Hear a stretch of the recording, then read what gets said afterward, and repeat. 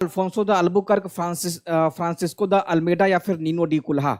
तो blue water policy को लेकर के सवाल पूछा गया है। इसमें 4 ऑप्शन दिए गए हैं, बीपीएससी में 4 ऑप्शन आते हैं। आप सब लोग जुड़ गए हैं ना? ठीक है। तो कल वाला भी सवाल आप लोगों के साथ में जो कराया था वो बहुत इंपॉर्टेंट था, और आज भी आप लोग ध्यान रखना है कि बहुत सारे संभावित सवाल निकल करके आएंगे डिस्कशन के बाद से। चारों विकल्प पे जब चर्चा होने लगेगी ना, तो उसमें बहुत सारा ऐसा फैक्ट मिलेगा जो इस बार के बीपीएससी के लिए इंपॉर्टेंट होगा। तो ब्लू वाटर पॉलिसी, इसी को आप लोगों ने किताब में देखा होगा हिंदी में, नीले पानी की नीति। नीले पानी की नीति हो सकता है इसको ना आपको केवल शब्द में आपको सवाल पूछा जाए, नीले पानी की नीति, नीले पानी की नीति। जैसे मान लीजिए कि ऐसा ना आपको लगे कि नीले पानी की नीति का मतलब पानी में नील घोल देना है, ये ऐसा कतई आप लोग ना सोचेंगे। तो हो सकता है वर्ड पे भी सवाल पूछे। तो ब्लू वाटर जो पॉलिसी किसके द्वारा प्रतिपादित की गई थी? ये प्रतिपादित किया गया है फ्रांसिस्को डी अल्मेडा या फ्रांसिस्को द अल्मेडा।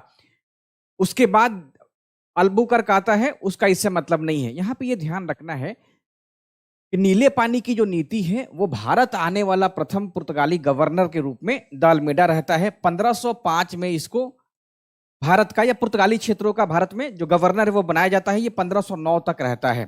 तो ये जब रहता है तो इसने महासागरों पे कंट्रोल करने की नीति अपनाई थी। इसी कारण से इसको ब्लू वाटर पॉलिसी को लॉन्च करना आवश्यक हो गया था। तो इसका जो इरादा था कि हम महासागर को कंट्रोल कर लें ताकि पुर्तगालियों का जो भारत पे पकड़ है उसको मजबूत बनाया जा सके। तो महासागरों को कंट्रोल करने की नीति 1505 में फ्रांसिस्को डी अल्मेडा के द्वारा शुरू किया है। इसके बाद जब ये आता है अल्फोंसो द अल्बुकर्क 1509 से 1515 तक रहता है, तो उसका ये मंतव्य था कि नहीं, हम स्थल को ही ज्यादा पावर, स्थल पे ही ज्यादा अपना पावर रखें। तो अल्फोंसो द अल्बुकर्क आप देखेंगे कि इसने अपनी स्थलीय भूभाग को ज्यादा बढ़ाया था। तभी 1510 में गोवा को भी अपने अंदर में कर लेता है ये। तो अल्फोंसो द अल्बुकर्क का इरादा जो था वो इसके आप कह दें कि उल्टा था। तो महासागर की नीति अपनाता है अल्मेडा, और स्थल की नीति जो अपनाता है या स्थल पर साम्राज्य विस्तार की जो नीति अपनाता है वो अल्फोंसो द अल्बुकर्क। हो सकता है ये भी सवाल पूछा जाए आप लोगों से कि किसने स्थल पे अपना नियंत्रण ज्यादा बनाया था। तो यहां पे ध्यान रखना है अल्बुकर्क। उसके बाद आप लोग वास्को डी गामा को देखते हैं। तो वास्को डी गामा में तो बहुत आसान है, ये कब भारत आया था?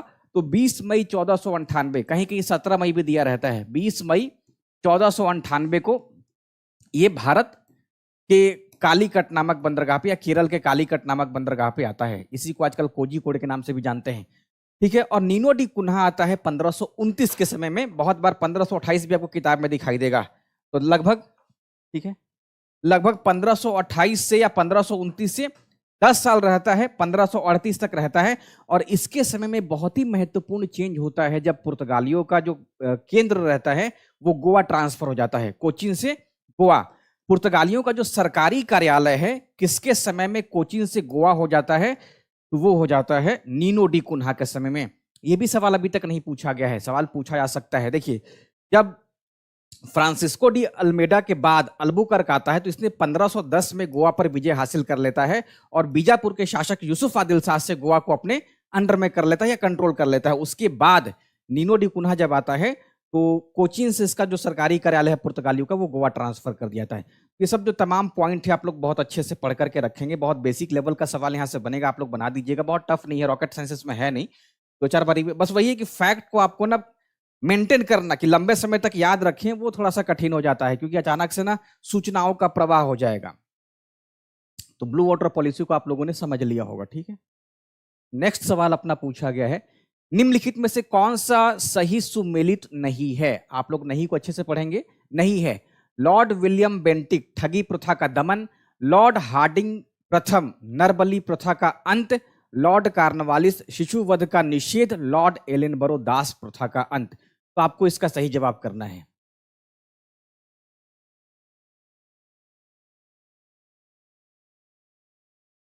बहुत बढ़िया जवाब आपने लिखा है। 1510 में गोवा को राजधानी बनाया था, ठीक है। यानी कि जो पुर्तगालियों का सरकारी कार्यालय था या भारत में जो इसका सरकारी दफ्तर बन गया था, कई बार हेडक्वार्टर भी लिखा रहता है, वो कहां शिफ्ट कर गया? कोचीन से गोवा में होगा। ये सवाल नहीं पूछा, ये आपको ध्यान में रखना, यही रिकॉल करना आपके लिए इंपॉर्टेंट रहेगा। आज के क्लास की जो पहली फैक्ट आपको मिली, जो संभावित सवाल के रूप में मिला है, वो वही कि 1510 में कोचीन से गोवा इसका ट्रांसफर हो गया था सरकारी कार्यालय। और सेकंड नंबर का आप लोगों ने उत्तर बताया है ए नहीं है, गलत हो गया। यहां पर ध्यान रखेंगे, लॉर्ड विलियम बेंटिक सही मैच है। लॉर्ड कार्नवालिस के समय शिशु वध का जो निषेध है वो सही मैचिंग नहीं है। सवाल क्या पूछा गया है कि सही सुमेलित नहीं है, तो सही सुमेलित यहां पे लॉर्ड कार्नवालिस, ऑप्शन सी सही नहीं है। लॉर्ड विलियम बेंटिक के समय ही ठगी प्रथा का दमन किया गया था।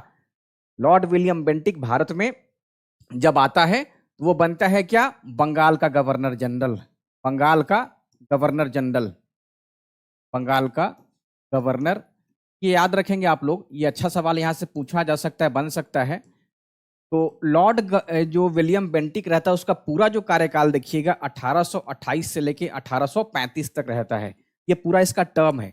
लेकिन 1828 से लेके 1833 33 के बीच में ये बंगाल का गवर्नर जनरल रहता है, और 1833 से लेकर के 1835 के बीच में ये भारत का गवर्नर जनरल बन जाता है, भारत का गवर्नर जनरल बन जाता है। और इसी के समय में कर्नल स्लीमन को नियुक्त किया गया था, और इसी ने 1830 आते आते भारत में जो ठगी प्रथा था उसका उन्मूलन कर दिया था। तो ये ऑप्शन सही मैच है। लॉर्ड हार्डिंग प्रथम के समय नरबली प्रथा का अंत किया गया था, ये भी यहाँ पे सही है। उसके बाद लगभग 1845 लगी गया था नरबली प्रथा का अंत होते होते। लॉर्ड कार्नवालिस नहीं बल्कि वेलेजली के समय शिशु वध का आप कहें निषेध कर दिया गया था। और उसके बाद 1843 के 5वें अधिनियम से भारत में दास प्रथा का अंत कर दिया गया था। तो दास वो होते थे जिनको जबरदस्त, जैसे मान लीजिए कि युद्ध में कोई बच गया, उसको गुलाम के रूप में लोगों ने पकड़ लिया, अब उससे जबरन काम करवा रहे हैं अपने अंडर में रख करके। तो दास प्रथा का अंत किया गया था लॉर्ड एलन बरो के द्वारा 1843 में। कार्नवालिस का इससे कोई मतलब नहीं। जब कार्नवालिस आया था उसके दो महत्वपूर्ण सुधार थे, एक तो उसने न्याय प्रणाली में सुधार किया, और दूसरा आप लोगों ने देखा होगा कि जो भू राजस्व का जो प्रबंधन था, मैनेजमेंट था, उन्होंने स्थायी बंदोबस्त लागू करके इसको दूर किया था। इसी कारण से यहाँ पे ऑप्शन ए, बी, सी और डी में सी यहाँ पे सवाल के अनुसार जवाब सही है, ठीक है ना। बाकी सब मैचिंग, और बाकी सब बहुत इंपॉर्टेंट है जहां से सवाल नए प्रकार के बन सकते हैं।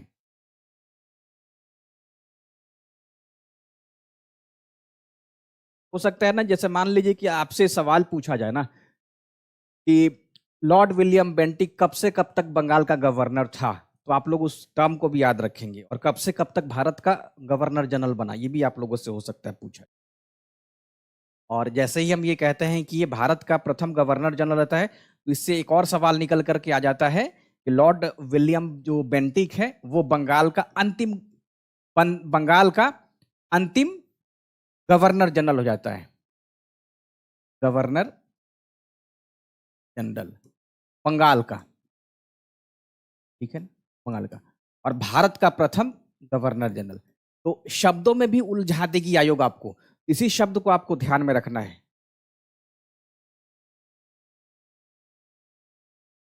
नेक्स्ट, फ्रांसीसियों ने भारत में अपनी पहली व्यापारी कोठी कहां पर स्थापित की थी? फ्रेंच वाले का पूछा गया है।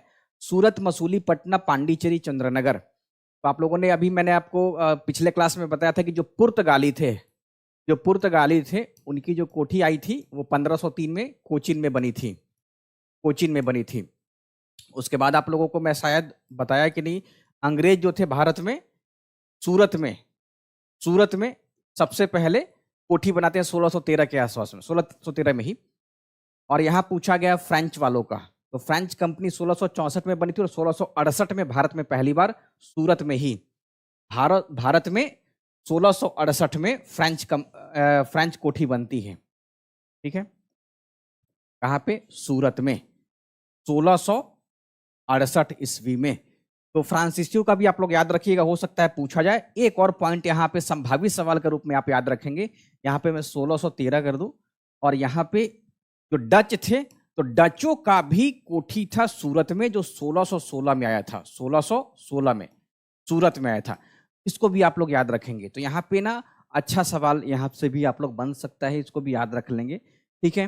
तो फ्रांसीसियों की कोठी आती है 1668 में। 1669 में फ्रांसीसियों ने मसूलीपट्टनम में अपनी कोठी स्थापित की थी। 1669 में मसूलीपट्टनम में अपनी कोठी स्थापित की थी। इस बात को भी आप अच्छे से ध्यान रखेंगे।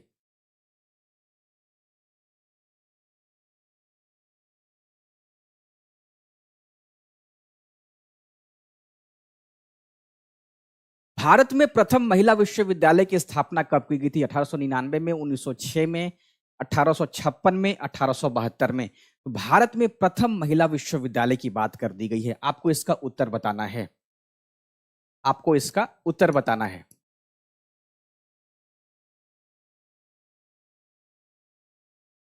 भारत में प्रथम महिला विश्वविद्यालय की स्थापना कब की गई थी? 1899, 1906, 1856 या फिर 1872? तो आप लोगों ने क्या लिखा है?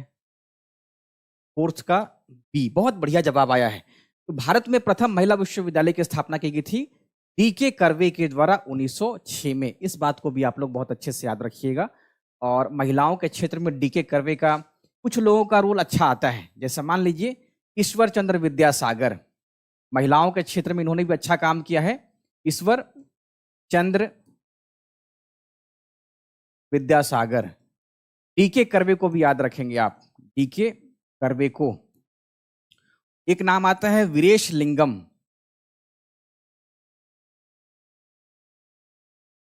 वीरेश लिंगम कुंतलू, ठीक है।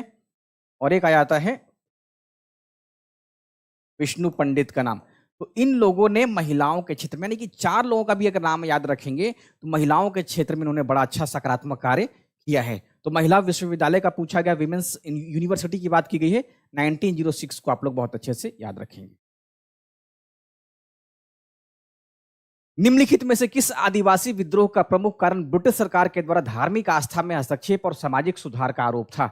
संथाल विद्रोह, कुका विद्रोह, रंपा विद्रोह या फिर खासी विद्रोह? आप लोगों को इसका उत्तर बताना है। निम्नलिखित में से किस आदिवासी विद्रोह का प्रमुख कारण, यहां पे क्या जोड़ा गया है? प्रमुख कारण ब्रिटिश सरकार द्वारा धार्मिक आस्था में हस्तक्षेप और सामाजिक सुधार का आरोप था। ऑप्शन ए संथाल, आपको मेंस में पढ़ना है बीपीएससी में। कुका विद्रोह, रंपा विद्रोह या फिर खासी विद्रोह? इसका सही उत्तर है ऑप्शन बी, कुका विद्रोह। तो कुका विद्रोह 1840 में स्टार्ट किया गया था, राम सिंह इसके नेतृत्व करता थे। शुरू में यह दरअसल धार्मिक वजहों की वजह से ही लिया आंदोलन शुरू हुआ था, और लेकिन इसका बाद में जो उद्देश्य हो गया था वो राजनीतिक हो गया था। तो शुरुआत क्या था इसका? धार्मिक कारणों से होता है, लेकिन बाद में राजनीतिक तरफ ये चला जाता है। तो इसका सही उत्तर हो जाएगा ऑप्शन बी। जैसे मान लीजिए संथाल विद्रोह, तो संथाल विद्रोह आंदोलन हुआ था साहूकारों के खिलाफ, महाजनों के खिलाफ, लेकिन बाद में यही जो था अंग्रेजों के खिलाफ हो गया था। तो यहां पूछा गया, चूंकि धार्मिक आस्था का मतलब हो गया, तो धार्मिक आस्था का जो संबंध है कुका विद्रोह को आप लोग अच्छे से याद रखें। रंपा विद्रोह, खासी विद्रोह का इससे कोई मतलब नहीं है। खासी विद्रोह कहां होता है? खासी विद्रोह 1828 में मेघालय में होता है। 1828 में तीरथ सिंह के नेतृत्व में। तीरथ सिंह, ये अभी यहां से भी सवाल नहीं पूछा गया है, तो खासी विद्रोह पे भी सवाल जा सकता है। रंपा आंध्र प्रदेश से। 1857 के विद्रोह की असफलता का मुख्य कारण क्या था? फ्रांसीसी समर्थन की कमी, व्यापक जोश का अभाव, व्यापारियों में विद्रोहियों में आपसी फूट का होना, ब्रिटिश औपनिवेशिक शासन की जटिलता की समझ का अभाव? उत्तर क्या होगा? 1857 का विद्रोह ऐसा टॉपिक है ना जहां से हर बार सवाल आप लोगों से पूछे जाते हैं, तो आप लोग इस पे जितना सवाल कर सके बहुत आपके लिए फायदेमंद ही होगा। ये वो टॉपिक है जो कई बार आपको ना 2 सवाल दे देता है, जैसे एक सवाल पूछ देगा राष्ट्रीय संदर्भ में और एक सवाल पूछ देगा बिहार के संदर्भ में। तो ये अच्छा टॉपिक है जहां से 2 सवाल की संभावना हो सकती है। जैसे आप लोग चार्टर एक्ट वगैरह पढ़ते हैं तो वहां से भी 2 सवाल की संभावना हो सकती है। क्यों? क्योंकि एक सवाल हो सकता है कि आप लोगों से पॉलिटी में पूछ दे और एक सवाल आप लोगों को वहां से हिस्ट्री में भी पूछ दे। इसी कारण से ये भी टॉपिक आपके लिए वैसा ही है जितना, मतलब 2 सवाल आप लोगों से पूछने की संभावना हो सकती है। तो 1857 के विद्रोह की असफलता का मुख्य कारण क्या है? तो क्या फ्रांसीसी समर्थन की कमी था? नहीं, ये नहीं होगा।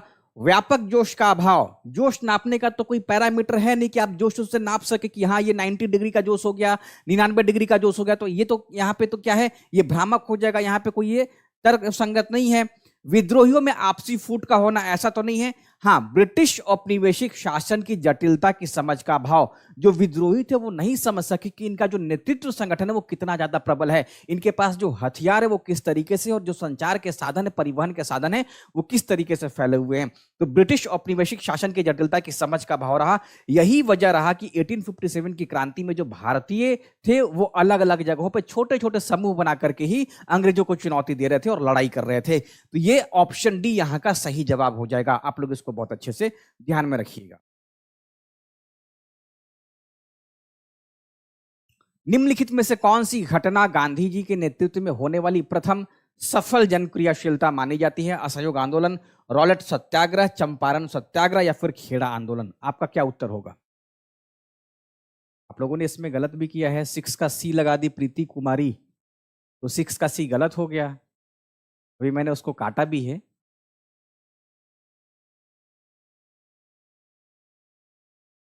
और अभी आप लोगों ने इसका आंसर नहीं किया है, तो बहुत ही सिंपल जवाब इसका हो जाएगा अपना ही बिहार का चंपारण सत्याग्रह। तो गांधी क्या है, भारत आते हैं अफ्रीका से 1915 में। जब गांधी भारत में 1915 आते हैं तो अपने गुरु के पास जाते हैं, गोपाल कृष्ण गोखले के पास। तो गोखले गांधी को कहते हैं कि गांधी तुम अभी अपना मुंह बंद करो और 1 वर्ष तक भारत का भ्रमण करके भारत की जनता की समस्याओं को समझो। तो गांधी 1 साल तक अपना मुंह बंद रखे 1915-16 तक, और गांधी भारत में हर जगह घूम घूम करके यहाँ के लोगों की वास्तविक समस्याओं का ज्ञान अर्जित कर रहे थे। और उसके बाद 1916 का वो समय आता है जब लखनऊ में अधिवेशन होता है और वहां पे राजकुमार शुक्ल गांधी से मिलते हैं और गांधी को चंपारण के किसानों की पूरी कहानी बताते हैं कि किस तरीके से चंपारण में किसानों का शोषण और उत्पीड़न हो रहा है। उसके बाद गांधी पहुंचते हैं बिहार, और जो चंपारण में एक बहुत ही कुप्रथा या बदनाम प्रथा थी जिसका नाम 3 कठिया पद्धति था, तो 3 कठिया पद्धति को वो हटाते हैं और चंपारण के किसानों को नील की खेती से मुक्ति मिल जाती है। तो गांधी के प्रथम जो सफल आप कहें सत्याग्रह है, जिसका जो धरती है, पृष्ठभूमि है, धरती है, वो बिहार की धरती है। तो इसी कारण से इसको माना जाता है कि प्रथम गांधी का सफल सत्याग्रह बिहार की धरती से होता है। और इसी के बाद गांधी को महात्मा की भी संज्ञा दी जाती है, यानी कि गांधी का जो सत्याग्रह था, गांधी के सत्याग्रह की सफलता की पृष्ठभूमि कहानी कहां से लिखी गई है, वो लिखी गई है बिहार से, है ना। तभी बिहार में जो मोतिहारी का स्टेशन है, रेलवे स्टेशन, वो बापू धाम है। गांधी जी के सम्मान में हम लोगों ने उसका नाम बापू धाम किया है। नेक्स्ट है, होम रूल आंदोलन के बारे में निम्नलिखित में से कौन सा कथन सही है। यह 1919 में शुरू हुआ और सीधे असहयोग आंदोलन से जुड़ गया। इसकी शुरुआत एनी बेसेंट और बाल गंगाधर तिलक ने अलग अलग क्षेत्रों में की थी। यह भारत छोड़ो आंदोलन का पूर्ववर्ती आंदोलन था। इसने धर्म के आधार पर राजनीतिक विभाजन को बढ़ावा दिया था। तो होम रूल आंदोलन के बारे में आपको इसका सही जवाब बताना है। सही उत्तर बताइए।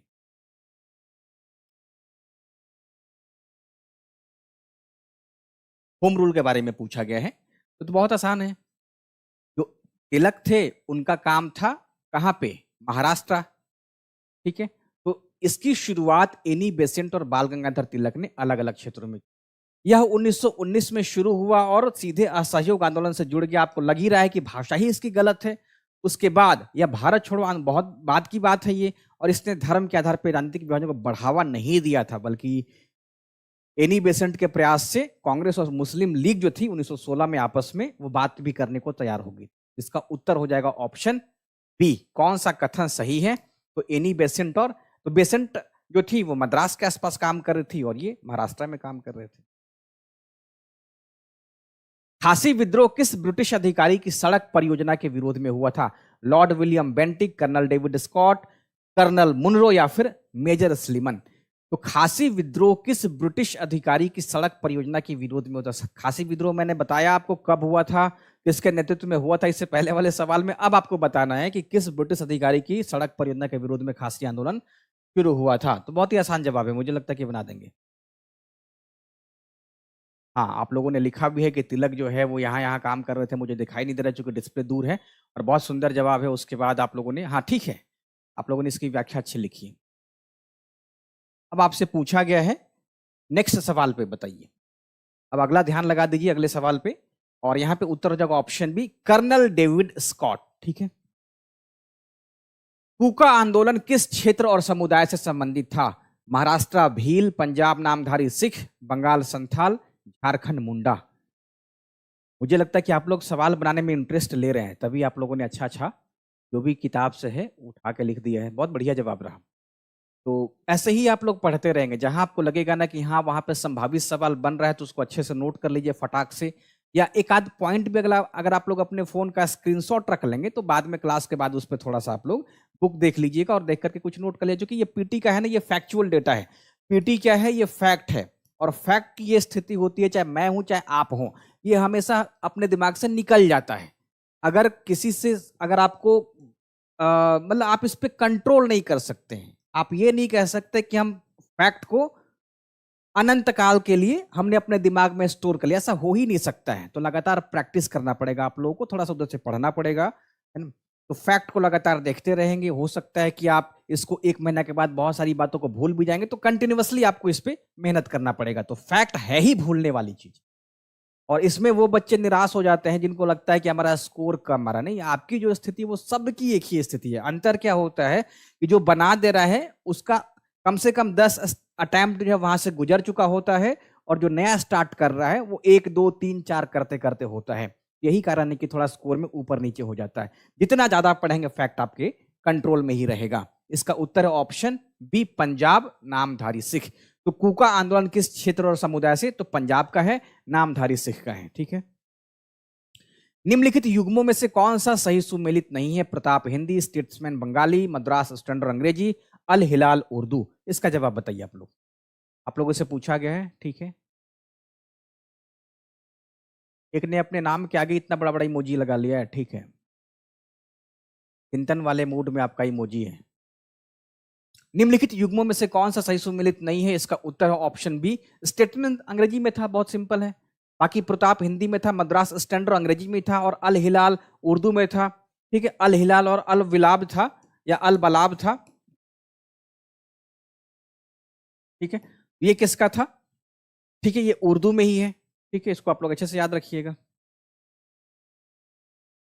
और ये अंग्रेजी में था, इसी कारण से ये उत्तर यहां पे गलत है। सूची 1 को सूची 2 के साथ सुमेलित कीजिए और नीचे दिए गए कूट से सही उत्तर का चयन कीजिए। ठीक है। अल हिलाल अल वलाब जो था वो मौलाना अबुल कलाम आजाद का ही था। और यहाँ पे पूछा गया Indian league, Bambai association, Poona Sarvajanik Sabha, Madras महाजन सभा। इसका उत्तर आपको बताना है। और इसका जो स्थापना वर्ष है वो आपको सेकेंड वाले पार्ट में दिया है, और अब आपको इसका उत्तर सही करना है। पूना सार्वजनिक सभा, मद्रास महाजन सभा। तो सही जवाब क्या है? इसका सही जवाब सही ही है। ये जो बॉक्स है पूरा कंप्लीट सही है। आप चाहें तो इसका ना स्क्रीनशॉट ले लीजिएगा। इंडियन लीग 1875 में एकदम सही है।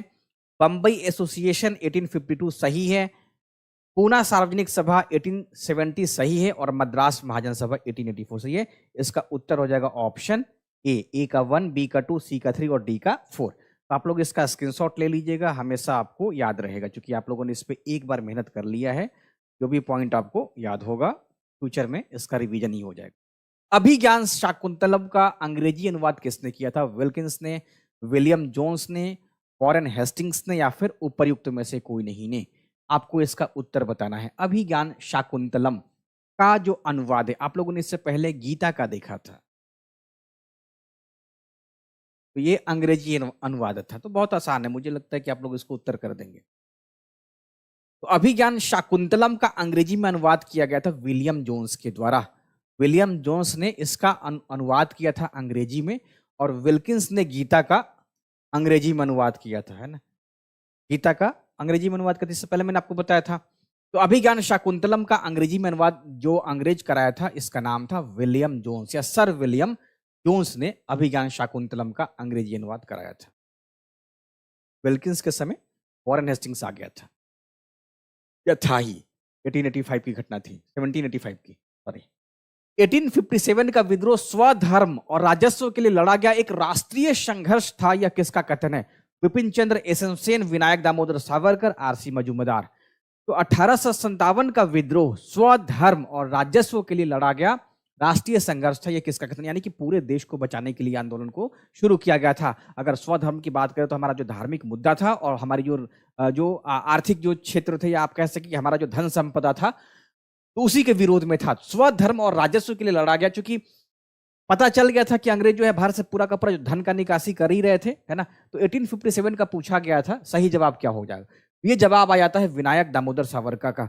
तो वीर सावरकर लगातार चर्चा में रहते हैं। विनायक दामोदर सावरकर ने ही ये स्टेटमेंट दिया था कि 1857 का जो विद्रोह है वो स्वधर्म और राजस्व के लिए लड़ा गया एक राष्ट्रीय संघर्ष है। इसको आप लोग अच्छे से याद रखेंगे। फिल्टर थ्योरी का संबंध किससे है? फिल्टर थ्योरी, फिल्टर मतलब आप लोग पानी छानने वाला फिल्टर नहीं समझेंगे। तो इसका एक और आपको किताब में क्या दिया होगा, फिल्ट्रेशन थ्योरी का टपकन सिद्धांत, है ना। भारतीय समाज का जातीय ढांचा, ब्रिटिश प्रशासन द्वारा शिक्षा की नीति, ब्रिटिश भारत में भूमि राजस्व प्रणाली, और भारतीय पुलिस प्रणाली। तो फिल्टर थ्योरी का संबंध किससे है? यानी कि शिक्षा उच्च वर्गों को दी जाए और उससे फिल्टर होकर के छन छन करके समाज के नीचे के तबकों तक पहुंचे। तो ऐसा किया गया था फिल्ट्रेशन थ्योरी में। और ये फिल्टर थ्योरी का मतलब क्या आ गया? ब्रिटिश प्रशासन के द्वारा शिक्षा की नीति।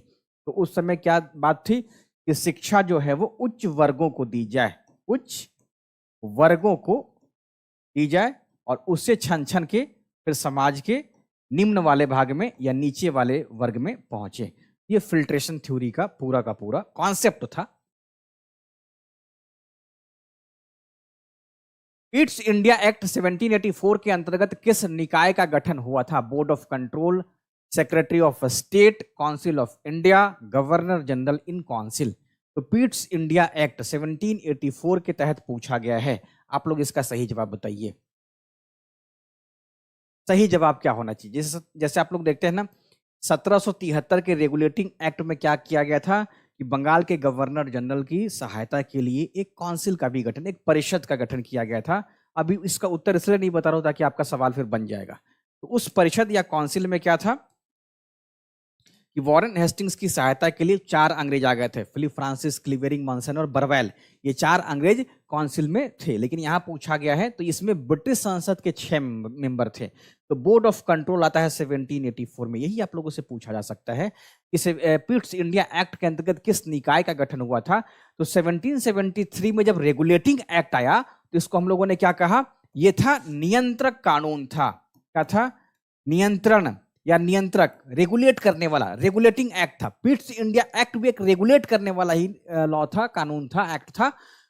तो अब क्योंकि कंपनी लगातार फायदा यहां से भारत से ले रही थी, तो अब ब्रिटेन की संसद के लोगों को लगा कि नहीं, हमारा भी उसमें पार्टिसिपेशन होना चाहिए, हमारा भी उसमें कंट्रोल होना चाहिए। तो उसने एक अलग ढांचा बनाया बोर्ड ऑफ कंट्रोल का, जिसमें यह कहा गया कि इसमें ब्रिटेन की संसद के 6 मेंबर शामिल हो जाएंगे। तो इसी तरीके से आप देखें तो यही कहा भी जाता है कि अब भारत में दरअसल 2 तरीके से अब निर्देशन मिलना शुरू हो गया। एक कंपनी का था, जो कंपनी, और दूसरा हो गया ब्रिटेन की संसद। ठीक है ना? तो बोर्ड ऑफ कंट्रोल को आप लोग अच्छे से याद रखें। तो कौन से थे इसमें? कंपनी थी? नहीं, इसमें कौन थी?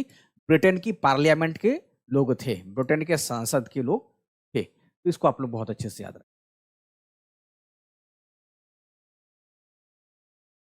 निजी सदस्य विधेयक, प्राइवेट मेंबर बिल भारत में किसे प्रस्तुत करने का अधिकार होता है? केवल केंद्रीय मंत्री, केवल विपक्षी नेता, संसद का कोई भी गैर मंत्री सदस्य, या फिर राज्यसभा का अध्यक्ष। तो ये प्राइवेट बिल पे पूछा गया आप लोगों से, आप लोग इसका उत्तर बताइएगा। तो प्राइवेट मेंबर बिल, आप लोग इस पे आप लोग इग्नोर कर देते हैं, ये भी सवाल आप लोगों से आयोग पूछ सकती है। तो निजी सदस्य विधेयक या प्राइवेट मेंबर बिल भारत में किसे प्रस्तुत करने का अधिकार होता है? इसका उत्तर है ऑप्शन सी, संसद का कोई भी जो गैर मंत्री सदस्य है वो बिल लेकर के आ सकता है। ठीक है। दलित वर्गों के लिए पृथक निर्वाचक मंडल की मांग सबसे पहले किसने की थी? भारतीय राष्ट्रीय कांग्रेस ने, मुस्लिम लीग ने, डॉक्टर अंबेडकर ने, या फिर सरोजनी नायडू ने? तो दलित वर्गों के लिए पृथक निर्वाचक मंडल की मांग किसने सबसे पहले की थी? सही उत्तर क्या है? भारतीय राष्ट्रीय कांग्रेस, मुस्लिम लीग, अंबेडकर, या फिर सरोजनी नायडू? 16 का आप लोगों ने, अच्छा अभी 18 आप लोग बना रहे हैं, 18 का सी। 19 का आपको बताना है। 19 का सही उत्तर हो जाएगा ऑप्शन सी, अंबेडकर। तो पृथक निर्वाचक की मांग यहां पे तो की गई थी, लेकिन पूना पैक्ट हो जाता है और इस मांग को फिर खत्म भी किया जाता है। हालांकि जो सीटें थी रिजर्व, उसको बढ़ा दिया जाता है। 20वें नंबर का सवाल पूछा गया, रेगुलेटिंग एक्ट 1773 का प्रमुख उद्देश्य क्या था? भारत में पुलिस तंत्र की स्थापना, कंपनी की व्यापारिक नीति को समाप्त करना, बंगाल में भ्रष्टाचार को नियंत्रित करना, प्रेस की स्वतंत्रता सुनिश्चित करना। तो 20वें नंबर का सवाल, अभी तक आप लोगों ने ये वाला सवाल नहीं बनाया होगा, क्योंकि आप लोग पढ़ते भी हैं तो नीचे वाला पोर्शन छोड़ देते हैं, और नीचे वाले पोर्शन में करप्शन था और उपहार नीति को बैन किया गया था। तो रेगुलेटिंग एक्ट 1773 का प्रमुख उद्देश्य क्या था? तो 5 प्रमुख उद्देश्य थे। जैसे आप लोगों ने देखा कि इसमें एक जो बंगाल का गवर्नर था, उसको बंगाल का गवर्नर जनरल बनाया जाता है और उसकी सहायता के लिए 4 सदस्यों की काउंसिल का भी गठन हो जाता है। उसके बाद आप लोगों ने देखा था कि कलकत्ता में एक सुप्रीम कोर्ट की स्थापना की जाती है। तो ठीक वैसे ही यहाँ पे एक संशोधन होता है इस समय। तो क्या किया जाता है? बंगाल में भ्रष्टाचार को नियंत्रित किया जाता है। ठीक है, यानी कि जो कंपनी के कर्मचारी हैं जिस तरीके से करप्शन कर रहे थे, तो कंपनी के कर्मचारियों को अपना प्राइवेट बिजनेस करने से भी रोका गया कि अब आप अपना निजी व्यापार नहीं कर सकते हैं, और उपहार लेने पर भी प्रतिबंध लगा दिया गया था। तो रेगुलेटिंग एक्ट के मुख्य उद्देश्यों में एक उद्देश्य था बंगाल में भ्रष्टाचार को नियंत्रित करना। ठीक है।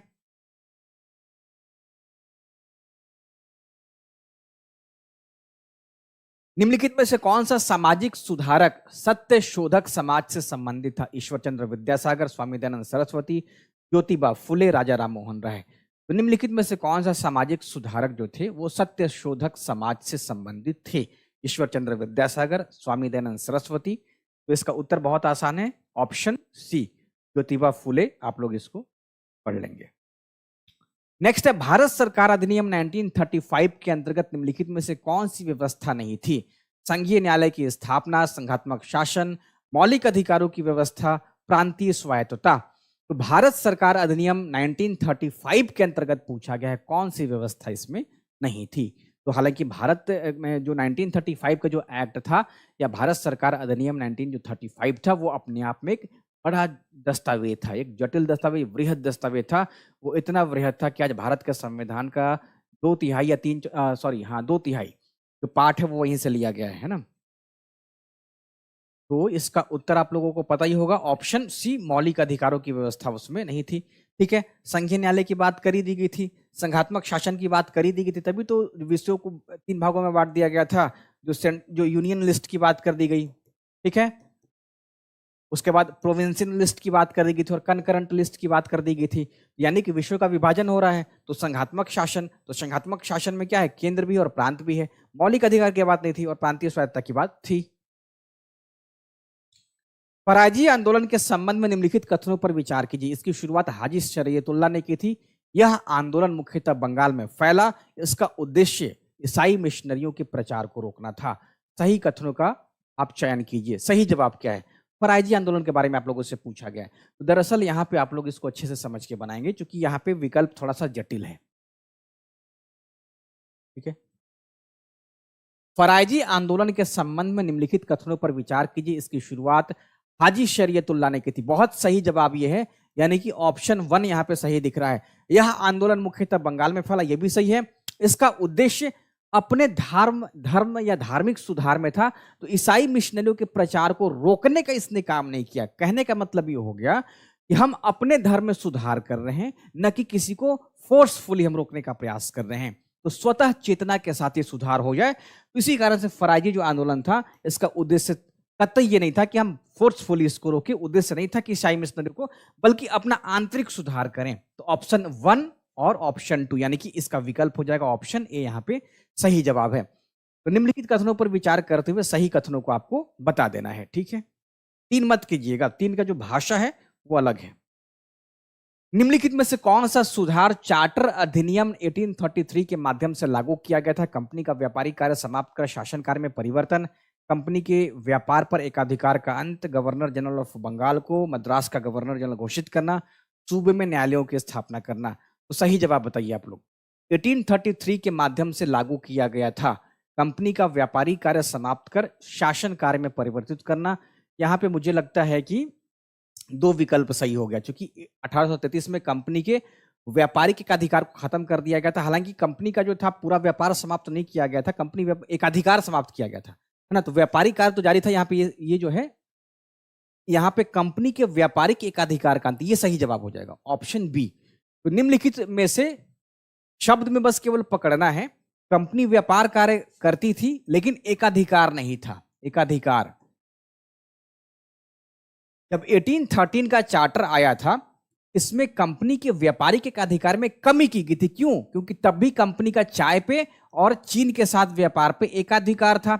1833 में कंपनी के व्यापारिक एकाधिकार को समाप्त किया जाता है। यानी कहने का मतलब कंपनी के साथ साथ भारत में और भी ब्रिटेन के जो कंपनियां थी या व्यवसायी थे, वो भारत में आकर के व्यापार कर सकते थे। इसी कारण से यहां पे सही जवाब हो जाएगा कंपनी के व्यापार पर एकाधिकार का अंत। सही ऑप्शन बी।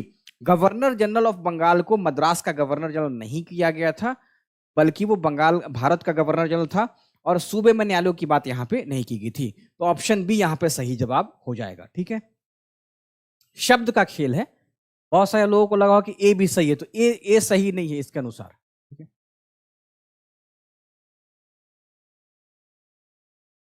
नेक्स्ट है, राय बहादुर की उपाधि किसने दी और क्यों दी जाती थी? ब्रिटिश सरकार द्वारा प्रशासनिक सेवाओं के लिए, मराठा शासकों द्वारा युद्ध वीरता के लिए, मुगल सम्राट द्वारा धार्मिक सेवा हेतु, और बस यहीं तक ये सवाल है। बस यहीं तक है। अगला 26 नेक्स्ट सवाल है जो मैंने कल आपको बताया भी था। तो राय बहादुर की उपाधि किसने दी और क्यों दी जाती थी, इसको सही, इसका जो सही उत्तर है आपको बताना है। तो राय बहादुर हो गया, ये जो या फिर जो सर हो गया है ना, ये सर का जो उपाधि दिया जाता था वो ऑप्शन ए, ब्रिटिश सरकार के द्वारा प्रशासनिक सेवाओं के लिए दिया जाता था। मराठा शासकों नहीं था, मुगल सम्राट का कोई मतलब नहीं, ये नहीं था। तो ऑप्शन ए यहाँ पे सही जवाब है। ठीक है, तो राय बहादुर की उपाधि या सर की जो उपाधि दी जाती थी वो ब्रिटिश सरकार के द्वारा ही दिया जाता था। तो ऑप्शन ए यहाँ पे सही जवाब है। नेक्स्ट सवाल है, बिहार राज्य के कितने भूकंपीय क्षेत्र जोन में आते हैं? तो यहां तक आपको, हाँ, 24, 16, 29 या फिर 35। आपको लगता है कि दिख नहीं रहा होगा चेयर से, यहां पे 24 है, ये ध्यान रखेंगे। 16, 24, 29 या फिर 35, इसका सही जवाब बताना है। तो इसका सही उत्तर हो जाएगा ऑप्शन बी, 24। बिहार राज्य के कितने जिले भूकंपीय जोन 4 में आते हैं? तो बिहार के 38 जिलों में से जो 8 जिले हैं वो भूकंपीय जोन 5 में आते हैं, और जो 24 जिले हैं वो आते हैं 4 में। ठीक है, और बाकी बच गया फिर 8, 6 बच गया। तो 24 को आप लोग अच्छे से याद कर लेंगे। नेक्स्ट, निम्नलिखित में से बिहार के किस जिले में शाही लीची उगाने के लिए अनुकूल जलवायु पाई जाती है? यानी कि लीची के लिए जो क्लाइमेटिक कंडीशन होता है वो कंडीशन बिहार में यहाँ पे पाया जाता है, तभी यहाँ पे ये जिला जो है वो बहुत फेमस है, अंतर्राष्ट्रीय स्तर पे फेमस है, जीआई टैग वाला वो जिला हो गया है। तो निम्नलिखित में से बिहार के किस जिले में शाही लीची उगाने के लिए अनुकूल जलवायु पाई जाती है? सबसे बेहतरीन बात यह है कि अभी वो मौसम भी है जिसके बारे में आपको सवाल मैंने दिया है। उत्तर इसका ऑप्शन सी, मुजफ्फरपुर। मुजफ्फरपुर इसका है। ठीक है, अब सरकार प्रयास भी करी है लगातार, और पटना से मुजफ्फरपुर के लिए एक वंदे भारत की ट्रेन चला भी दी गई है। तो किसी को अगर लीची खाना होगा तो लगभग 550 या 600 के आसपास में टिकट खरीद करके आराम से मुजफ्फरपुर उतर जाएंगे, और फिर वहां से 50 रुपए किलो लीची लेकर के फिर वापस 600 रुपए भाड़ा लगा करके आ सकते हैं। ठीक है, तो मुजफ्फरपुर को आप लोग ध्यान रखेंगे। ये मैंने मजाक में बात कह दिया है, आप लोग पैदल ही निकल सकते हैं या बस से जा सकते हैं। बरनार जलाशय योजना किस नदी पर निर्मित है? बरनार नदी, फल्गु नदी, कमला नदी या फिर गंडक नदी? मुजफ्फरपुर, बहुत बढ़िया जवाब, बहुत बढ़िया जवाब, बहुत सुंदर जवाब। अब यहाँ पे पूछा गया है बरनार जलाशय योजना, मुझे लगता है कि आपको पता होगा क्योंकि आप स्टेट के ही छात्र हैं। तो बरनार नदी पे ही किशनगंज में है। ऑप्शन ए, कहां पे है? किशनगंज में। Option A. निम्नलिखित में से कौन सा स्थल मंडल को वर्णित करता है? ऊपरी व निचला मेंटल, भूपटल का क्रोड़, भूपटल व ऊपरी मेंटल या फिर मेंटल व क्रोड़? तो आपको बिना मेंटल हुए ही इस सवाल का जवाब तरीके से दे देना है। सही उत्तर क्या है? निम्नलिखित में से कौन सा स्थल मंडल को वर्णित करता है? ऊपरी व निचला मेंटल, भूपटल और क्रोड़, भूपटल व ऊपरी मेंटल। 29 आते आते आपको मेंटल सवाल दिख गया है, तो मेंटल को भी बहुत अच्छे से कर लेंगे। ठीक है, इसका उत्तर ऑप्शन सी, भूपटल व ऊपरी मेंटल। ठीक है, आप लोगों ने लिथोस्फेयर का नाम सुना होगा, तो यही पूछा गया लिथोस्फेयर को कौन वर्णित करता है? तो लिथोस्फेयर को भूपटल की अर्थ का जो क्रस्ट है, अर्थ का क्या है? क्रस्ट है, और उसके बाद जो मेंटल है वो क्या है? ऊपरी मेंटल। मेंटल भी 2 भागों में है, ऊपरी और निचला वाला।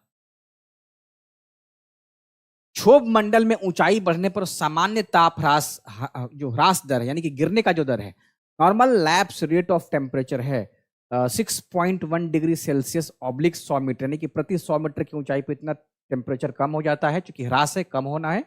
और उसके बाद 6.2, 6.5, 6.5 जो है वो आपको कहीं मीटर कहीं फीट आपको दिख रहा होगा। तो आपको इसका उत्तर बताना है, और बहुत अच्छा प्रासंगिक ये सवाल पूछा गया है वायुमंडल में। तो जैसे ही आप वायुमंडल में प्रति 165 मीटर की ऊंचाई पर जाइएगा, 165 मीटर की ऊंचाई पर जैसे जाते हैं, इस समय 1 डिग्री सेल्सियस जो टेम्परेचर है वो घट जाता है। तो यहाँ पे क्या दिया है? 1000 मीटर है, तो 6.5 डिग्री जो सेल्सियस है वो नॉर्मल जो टेम्परेचर लैप्स रेट है वो ऊपरी है। और जैसे ही आप आंतरिक भाग की ओर जाएंगे तो प्रति 32 मीटर की गहराई में 32 मीटर की गहराई में 1 डिग्री टेम्परेचर बढ़ जाता है। अगर हम धरातल की जो पृथ्वी है उसके आंतरिक भाग में क्या है, वो रेडियो एक्टिव तत्व हैं। तो रेडियो एक्टिव तत्वों के कारण क्या है, तापमान वहां पे मिल जाता है, उष्मा में वृद्धि होती रहती है। इसी कारण से 32 मीटर की गहराई में 1 डिग्री सेल्सियस तापमान बढ़ जाता है और प्रति 165 मीटर की ऊंचाई पे 1 डिग्री सेल्सियस जो तापमान है वो घट जाता है। समताप मंडल आते आते इसका जो निचला सीमा है वहां पे शून्य भी हो जाता है।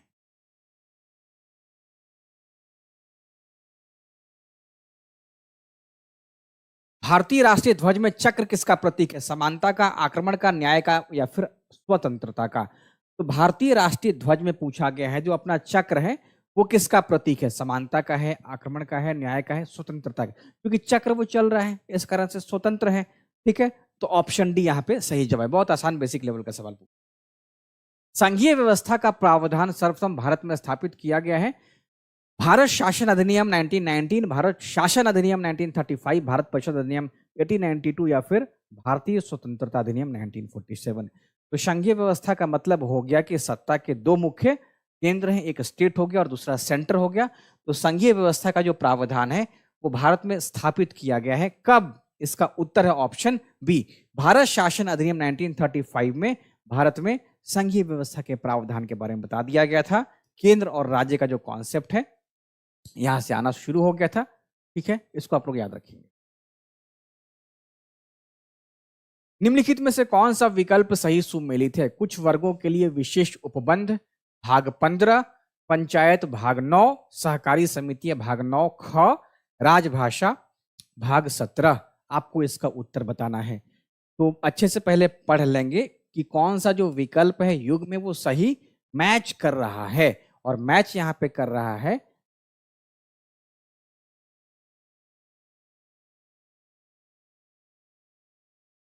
यहां पे सुमेलित नहीं कर देंगे, सुमेलित नहीं है।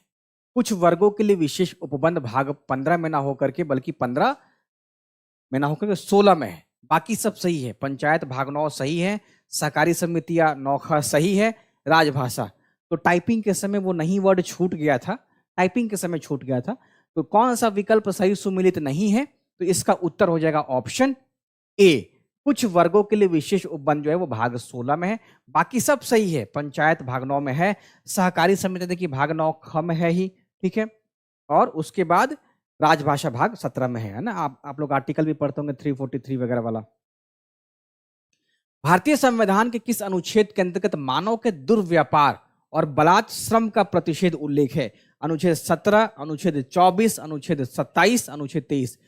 तो भारतीय संविधान के किस अनुच्छेद के अंतर्गत मानव के दुर्व्यापार और बलात् श्रम के प्रतिबंध का उल्लेख किया गया है? इसका सही जवाब क्या होगा? बहुत आसान है। शोषण के खिलाफ जो अधिकार है आर्टिकल 23 में दिया गया है, 24 में दिया गया है। अब आपको उसी में से पूछा गया है कि कौन सा जो है मानव के दुर्व्यापार और बलात् श्रम का जो है वो निषेध करता है।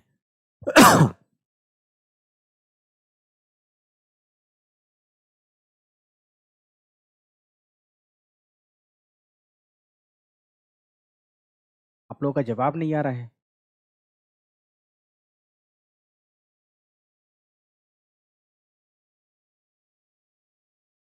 ठीक है, अब यहां पे आप लोगों से क्या पूछा गया है? भारतीय संविधान के किस अनुच्छेद के अंतर्गत मानव के दुर्व्यापार और बलात्। तो आप लोगों को पता है कि अनुच्छेद 17 का संबंध किससे है? अनुच्छेद 17 का संबंध किससे है? वो है अस्पृश्यता का अंत, अस्पृश्यता का अंत। ठीक है, 24 में क्या है कि किसी भी बच्चे को किसी भी खतरनाक काम में नहीं लगाया जाएगा। ठीक है, और 27 क्या हो गया? तो हो गया धार्मिक स्वतंत्रता का अधिकार। और 23 में क्या है कि जो बलात् श्रम है उसका निषेध किया गया है। ऑप्शन यहां पे हो जाएगा डी। ठीक है, नेक्स्ट, निम्नलिखित युग्मों में से कौन सा सही सुमेलित नहीं है? शिक्षा का अधिकार 21 क में, कुछ दशाओं में गिरफ्तारी और निरोध से संरक्षण आर्टिकल 22 में है, धार्मिक कार्यों के प्रबंध की स्वतंत्रता आर्टिकल 26 में है, ग्राम पंचायत 41। तो सुमेलित पूछा है, नहीं है। आप लोग इसका उत्तर बताइएगा। अब आपको इसका उत्तर बताना, ये बहुत आसान सा सवाल है कि निम्नलिखित युग्मों में से कौन सा सही सुमेलित नहीं है। सही जवाब क्या है? निम्नलिखित युग्मों में से कौन सा सही सुमेलित नहीं है? जवाब बताइए।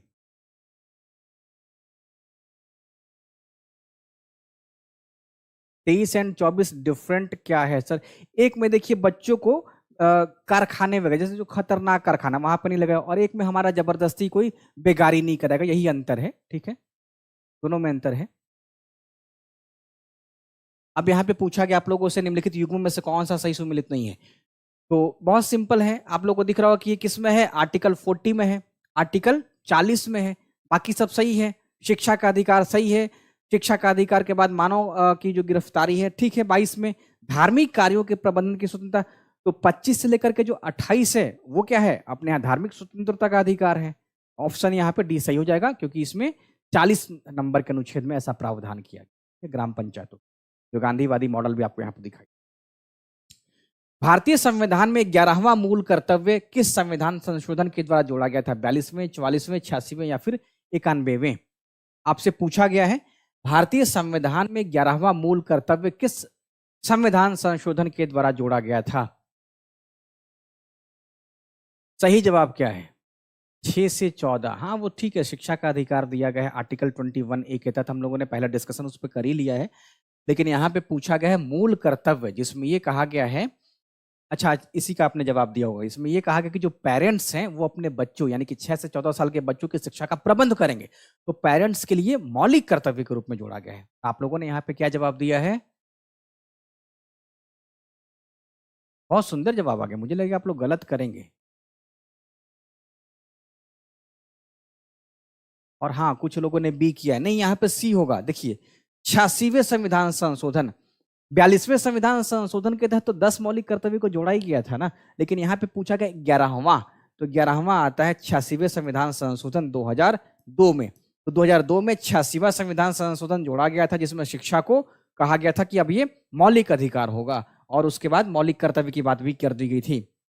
ठीक है, तो आर्टिकल 21A का भी संबंध है, और 11वें मौलिक जो कर्तव्य है यानी कि 1151 जो ए था उसमें का जो के है, ये जो पार्ट है वो मौलिक कर्तव्यों से संबंधित है। इसको भी आप लोग अच्छे से याद रखिएगा। ठीक है, तो 86वें, कहीं से भी आपको ऐसा ना लगे, तो यहां तक आते आते क्या था कि चूंकि मूल संविधान में तो मौलिक कर्तव्य का जो भाग है वो था ही नहीं, तो मौलिक कर्तव्य कब आता है? 42वें संविधान संशोधन के तहत, और उसमें भी पहली बार 10 मौलिक कर्तव्य जोड़ा गया था, बाद में चल करके 11वां मौलिक कर्तव्य जोड़ा गया है। तो 21A और 51A दोनों को आप एक ही साथ ध्यान रखेंगे।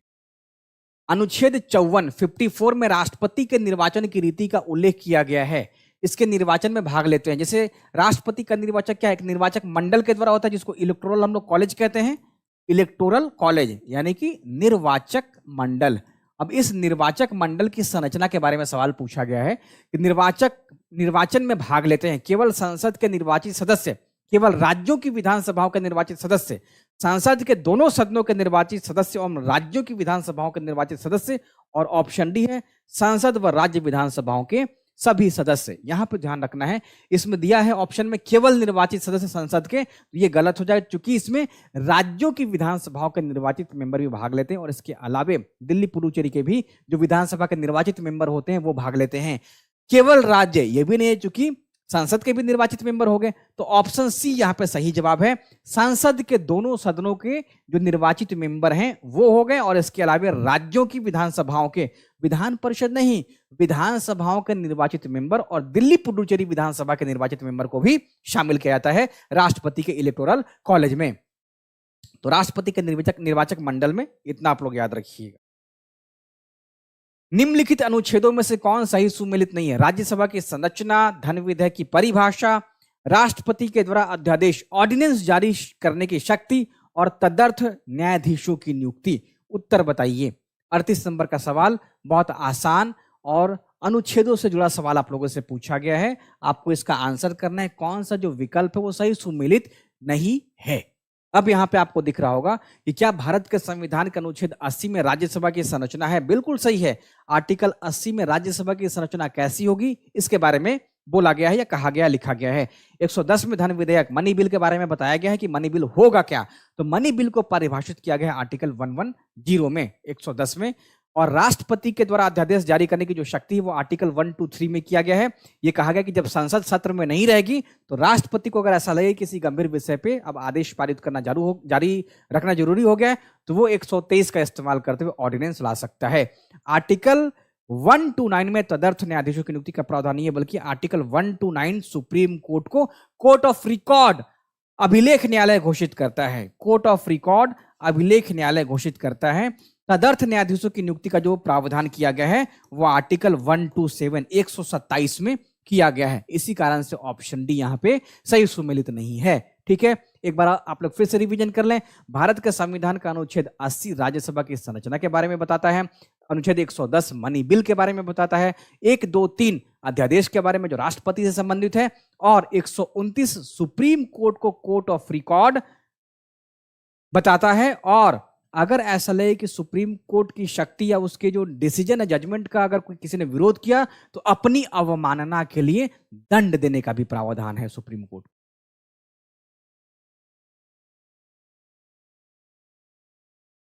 निम्नलिखित में से कौन सा विकल्प सुमेलित है? नागालैंड 1960, मेघालय 1972, मिजोरम 1972, गोवा 1975। आपको बताना है कौन सा विकल्प सही सुमेलित है। इतने सारे लाल वाले कौन आ गए इमोजी वाले?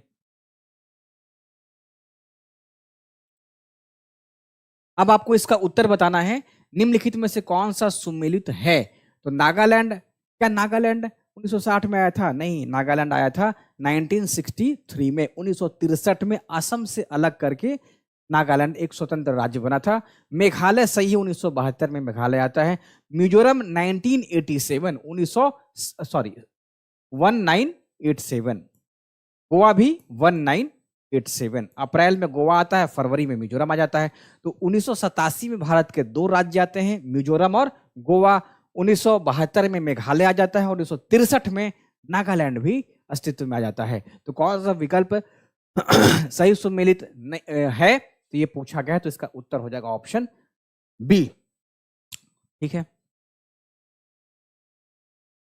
निम्नलिखित विकल्पों में से गलत विकल्प का चयन करें। अनुच्छेद 19 के अंतर्गत संपत्ति का अधिकार एक मौलिक अधिकार है। आप लोग इस विकल्प को थोड़ा पढ़ लें। आप लोग इस विकल्प को पढ़िए। यह दिया गया है 19 के अंतर्गत संपत्ति का अधिकार एक मौलिक अधिकार है। संपत्ति का जो अधिकार है आर्टिकल 300A के तहत एक विधिक यानी कि लीगल राइट है। मौलिक अधिकार न्याय योग्य है या वाद योग्य है। ठीक है, और उसके बाद 44वें संविधान संशोधन के द्वारा संपत्ति के अधिकार को मौलिक अधिकारों की श्रेणी से हटा दिया गया। ये 4 विकल्प का आपको दिया, लेकिन बहुत आसान विकल्प है, वही विकल्प जो आप लोग पढ़ते हैं। तो 19 के अंतर्गत संपत्ति का अधिकार एक मौलिक अधिकार तो है नहीं। संपत्ति का अधिकार अनुच्छेद 301 के तहत अब एक लीगल राइट है, और यही विकल्प तो सही है। भारत के संविधान के 44वें संशोधन के तहत संपत्ति के अधिकार को मौलिक अधिकारों से बाहर किया गया और इसको विधिक अधिकार बना दिया गया है। ठीक है, तो ऑप्शन बी यहां पे सही जवाब है। ठीक है, इसको आप लोग अच्छे से याद रखिएगा। अच्छा, असत्य कथन पूछा गया, गलत कथन पूछा गया। ठीक है, गलत अगर देखें तो ये भी तो सही है ना, मौलिक अधिकार। ठीक है, ये भी सही है और ये भी सही है। इसका उत्तर हो जाएगा क्या? ऑप्शन ए, क्योंकि असत्य है, गलत है, तो ये गलत हो जाएगा क्योंकि वो मौलिक अधिकार तो है ही नहीं। बाकी के 3 ऑप्शन सही हैं।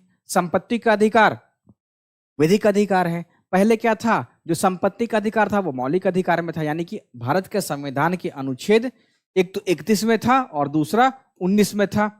ठीक है, 19 में था, तो इसी कारण से संपत्ति के अधिकार का जो था वो मौलिक अधिकारों के रूप में था। और मौलिक अधिकार का मतलब यह हो कि अगर कोई भी हमारा संपत्ति हड़पता है या कोई मैटर होता है तो हम सीधे हाई कोर्ट या सुप्रीम कोर्ट जा सकते हैं।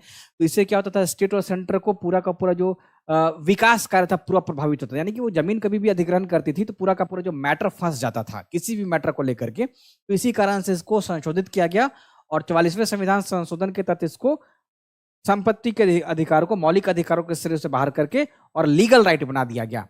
ठीक है, निम्नलिखित में से ऊर्जा देने वाला भोजन है वो भोजन जो आपको एनर्जी देता है। यहां पे समझना बहुत जरूरी है। दैनिक जीवन में, व्यवहारिक जीवन में ये पता होना चाहिए कि हम वो कौन सा भोजन करें जो हमें एनर्जी प्रदान करे। ऐसा ना हो कि जब 12 बजे का एग्जामिनेशन हो और आपके पास एनर्जी ही नहीं हो। मॉर्निंग में फल खा करके चले गए और बाद में चला कि एग्जाम में दिमाग बहुत अच्छे से काम कर ही नहीं रहा है इसके पीछे। तो इस विज्ञान को समझना बहुत जरूरी है। तो निम्नलिखित में से ऊर्जा देने वाला भोजन कौन सा है? वसा, कार्बोहाइड्रेट, वसा, प्रोटीन, वसा, विटामिन, विटामिन, प्रोटीन। उत्तर इसका ऑप्शन ए हो जाएगा, वसा एवं कार्बोहाइड्रेट युक्त भोजन। इसी भोजन से एनर्जी मिलती है। ठीक है, यहाँ पे प्रोटीन जोड़ा है, तो प्रोटीन क्या है? प्रोटीन कोशिकाओं का या ऊतकों का निर्माण करता है। हमारे शरीर के लिए प्रोटीन ग्रोथ के लिए बहुत जरूरी है। विटामिन शरीर की क्रियाओं में भाग लेता है, तो इस कारण से ऑप्शन यहाँ पे ए सही जवाब हो जाएगा। तो वसा ले ले या कार्बोहाइड्रेट ले ले, इससे क्या है? शरीर में ऊर्जा मिलती है। जैसे जैसे आप चावल, जैसे रोटी, आप इसको गेहूं कह लें, ठीक है, जैसे आलू कह दे, या फिर चीनी। तो इन सब से क्या है? एनर्जी मिल जाती है। इसका मतलब क्या हुआ कि आपको एग्जामिनेशन के समय कुछ ऐसा भोजन कर लेना है जिससे आप 2 घंटे एनर्जी की समस्या से परेशान न रहें। यानी कि 12 बजे का समय तो तुरंत खाना भी नहीं है, अदरवाइज आपको थोड़ा सा आलस जैसा भी लगेगा। थोड़ा पहले ही कर लेंगे, क्या एनर्जी वाला फूड आप थोड़ा सा खा लेंगे। ठीक है, यानी कि कुछ रोटी वगैरह अगर कहीं मिल जाए, चावल वगैरह मिल जाए तो खा लीजिएगा। ऐसा ना हो कि आप सरेंडर कर दें। अमरबेल उदाहरण है, स्वपोषी है, परजीवी है, मृतजीवी है या फिर परपोषी है? तो अमरबेल किसका उदाहरण है? स्वपोषी का, ऑटोटर्फ का है, परजीवी का है, मृतजीवी का है या परपोषी है? उत्तर क्या है? अमरबेल उदाहरण है। अमरबेल तो परजीवी हो गया, दूसरे से ही वो भोजन चूस रहा है, तो इसका उत्तर क्या हो जाएगा? परजीवी। ठीक है, अमरबेल किसका उदाहरण है? वो परजीवी का उदाहरण है। पादप के किस भाग के द्वारा प्रकाश संश्लेषण हेतु वायु से कार्बन डाइऑक्साइड की प्राप्ति होती है? मूल रोम, सूक्ष्म रंध्र, पर्ण शिखाएं या फिर बाह्यदल? इसका उत्तर आप लोग बताइएगा। वायु से कार्बन डाइऑक्साइड प्राप्त की जाती है, प्रकाश संश्लेषण हेतु वायु से CO2 की प्राप्ति की जाती है। तो आपको इसका उत्तर बताना है। तो हम लोग एक नाम सुनते हैं स्टोमेटा का। तो स्टोमाटा या स्टोमेटा जो है वो सूक्ष्म रंध्र हो गया, यानी कि जो पत्तियां होती हैं उस पत्तियों के निचले हिस्से में ज्यादातर देखेंगे आप, तो ये स्टोमेटा होता है और इसी के सहारे जो है पत्तियां वायु से कार्बन डाइऑक्साइड प्राप्त भी करती हैं और ऑक्सीजन को रिलीज भी करती हैं। इसको आप लोग अच्छे से याद रखिएगा, स्टोमेटा इसका नाम है, सूक्ष्म रंध्र वाला। निम्नलिखित में से सही सुमेलित है? नाइट्रोजन जीवाणु, क्लोरोफिल पत्ती, घटपर्णी। घटपर्णी ड्रोसेरा हो गया। ड्रोसेरा क्या है? DROSERA, ड्रोसेरा जंतु, विटामिन फंगस। तो कौन सा पूछा गया है सही सुमेलित है? उत्तर बताइए। घटपर्णी का ड्रोसेरा। तो सही सुमेलित पूछा गया है ना, तो सही सुमेलित क्या है? क्लोरोफिल। बहुत आसान सा है, बहुत आसान है। नाइट्रोजन जीवाणु तो होता नहीं है, हाँ, लेकिन कुछ ऐसे पौधे होते हैं जो वायुमंडल से क्या होता है? नाइट्रोजन को स्थानांतरित, जैसे राइजोबियम बैक्टीरिया हो गया है ना, वो क्या करता है कि नाइट्रोजन को वायुमंडल से भूमि में स्थापित कर देता है। उसके बाद जो ड्रोसेरा है, तो ड्रोसेरा क्या है? एक पौधा है, एक पौधा है, इसी कारण से जंतु लिखा हुआ, तो ये विकल्प गलत हो गया। विटामिन फंगस, यहाँ पे पूर्ण सत्य नहीं है। विटामिन B12 से थोड़ा बहुत आप कह सकें कि फंगस वगैरह, लेकिन यहाँ पे पूर्णतः सत्य नहीं है। तो ऑप्शन बी जो है यहाँ पे सही जवाब हो गया, क्लोरोफिल पत्ती। साफ साफ आपको इसका उत्तर दिख रहा होगा। नेक्स्ट है सोनार, साउंड नेविगेशन एंड रेडिएशन किस सिद्धांत पर कार्य करता है? श्रव्य तरंगों का अपवर्तन, अपश्रव्य तरंगों का परावर्तन, इलेक्ट्रॉन की तरंग प्रकृति, पराश्रव्य अल्ट्रासोनिक तरंगों का परावर्तन। तो reflection of ultrasonic waves, option D यहाँ पे है। आपको इसका उत्तर बताना है। श्रव्य तरंगों का अपवर्तन, अपश्रव्य तरंगों का परावर्तन, इलेक्ट्रॉन की तरंग प्रकृति, पराश्रव्य तरंगों का परावर्तन। तो जो साउंड जो ये सोनार है ना, साउंड नेविगेशन, ये जो सिस्टम है किस सिद्धांत पे काम करता है? ये तरंग भेजता है, अल्ट्रासोनिक वेव्स भेजता है, जो वस्तु से टकरा करके बताती है कि यहाँ पे वस्तु हो सकता है, नहीं है, इतनी दूरी पर है, कहाँ पे है, किस प्रकार का है। तो पराश्रव्य तरंगों के परावर्तन पे ही सोनार सिस्टम काम करता है। विज्ञान की किस शाखा के अंतर्गत नींद का अध्ययन किया जाता है? अभी तक आप लोग नींद लेते हैं, अब आपको बताना है कि विज्ञान की वो शाखा जो नींद का अध्ययन करती है। टेक्टोलॉजी, हिप्नोलॉजी, ओनिरोलॉजी, यूथेनिक्स। उत्तर क्या है? तो विज्ञान की वो ब्रांच, वह ब्रांच जो नींद का अध्ययन, स्लिप कंडीशन है, स्लिप साइकिल का अध्ययन करता है। सही जवाब क्या है? तो स्लिप में क्या होता है कि जब सोया जाता है तो फिर पता चलता है कि नींद का। तो हिप्नोलॉजी को आप लोग अच्छे से याद रखिएगा। तो हिप्नोलॉजी में नींद का यानी कि जो साउंड, जो स्लिप साइकिल होता है वो किस प्रकार का होता है, और स्लिप कंडीशन, स्लिप साइकिल का हमारे शरीर पर और हमारे मस्तिष्क पे क्या प्रभाव पड़ता है, तो इन सब के बारे में हिप्नोलॉजी के अंतर्गत जो अध्ययन है वो किया जाता है। बेसिकली ये आप कह सकते हैं जो फिजिशियन है वो इसका काम करते हैं। तो हिप्नोलॉजी को आप लोग याद रखिएगा, पूछा जा सकता है। और ओनिरोलॉजी क्या है? ये स्वप्न का, सपना वगैरह जो देखते हैं ना, सपना, ड्रीम, तो स्वप्न का ये अध्ययन करता है ओनिरोलॉजी। ठीक है, इस बात को भी आप अच्छे से याद रखें।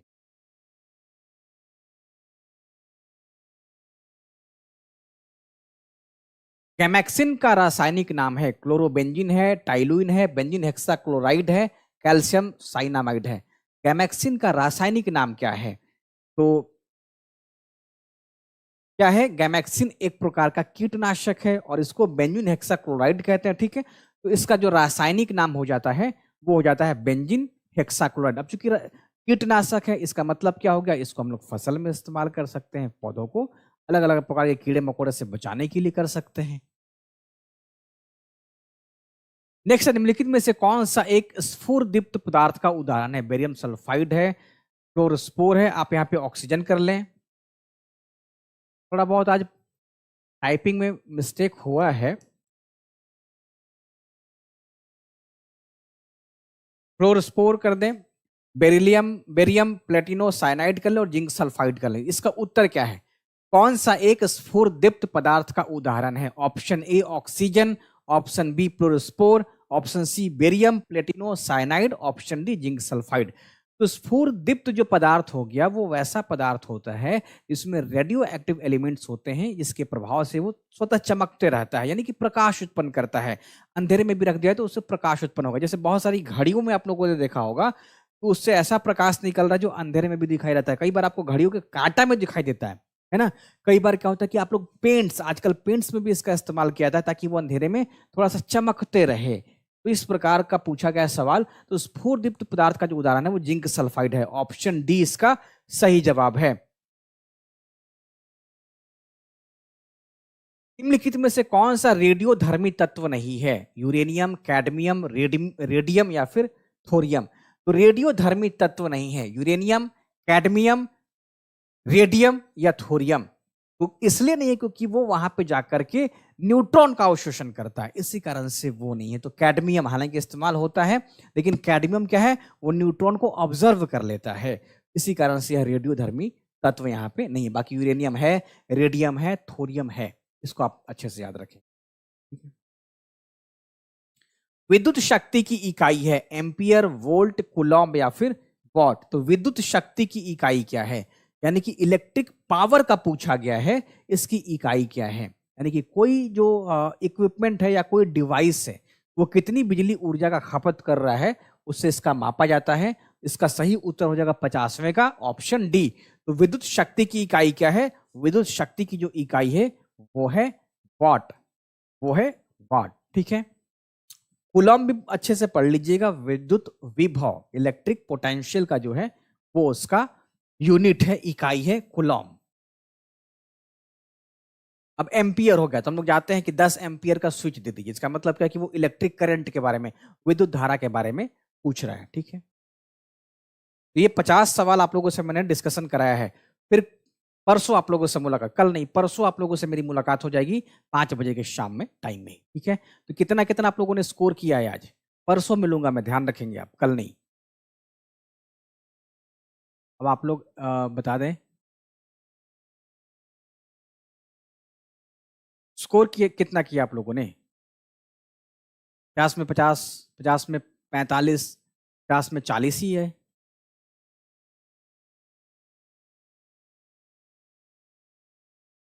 कितना कितना स्कोर किया आप लोगों ने? अच्छा, स्कोर आप लोगों ने लिखा ही नहीं है, कोई बात नहीं है, मत लिखिए। तो फिर मिलूंगा मैं परसों के टाइम, आज का जो टाइम था उसी टाइम पे। Thank you.